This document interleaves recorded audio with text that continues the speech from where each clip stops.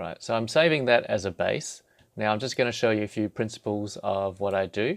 In post-processing, I try to achieve three different modes of contrast.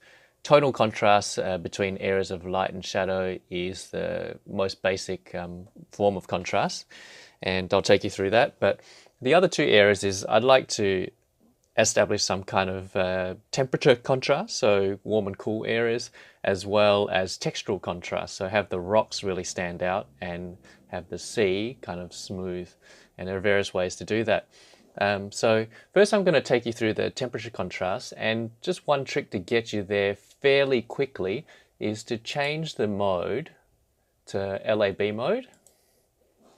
Now I'll bring up the curves, and the curves look slightly different because if you look at the channel, there's lightness there, and then there's A and B.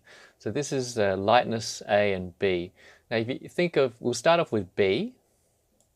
So B is how warm a picture is. So if I make the curves go up, then the picture will get very warm. Down, it'll be very cold. Obviously you don't want it looking like that. So the intent here is to give differential warmth and coolness to shadows and light. So I generally make the highlights a little warm and bring the shadows on the left-hand side of the histogram a little cool and bring it down that way. So that, if we click that on and off, instantly you've got a bit of warm cool happening there, with the brighter areas warmer and the darker areas like the sea cooler. So that's the B side of it. The A side of it is the tint. So the more tint you have, the more magenta it'll look, and the reverse will be green. So green and magenta are opposites.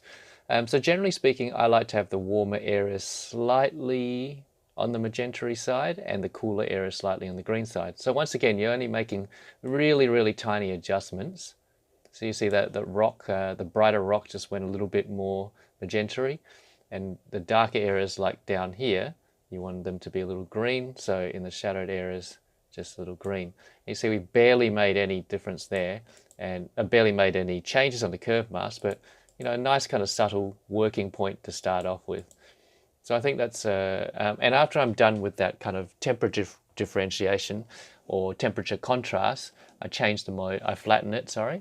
So Shift Control E is a shortcut, and I will then change the mode back to RGB color, or Adobe RGB in this case.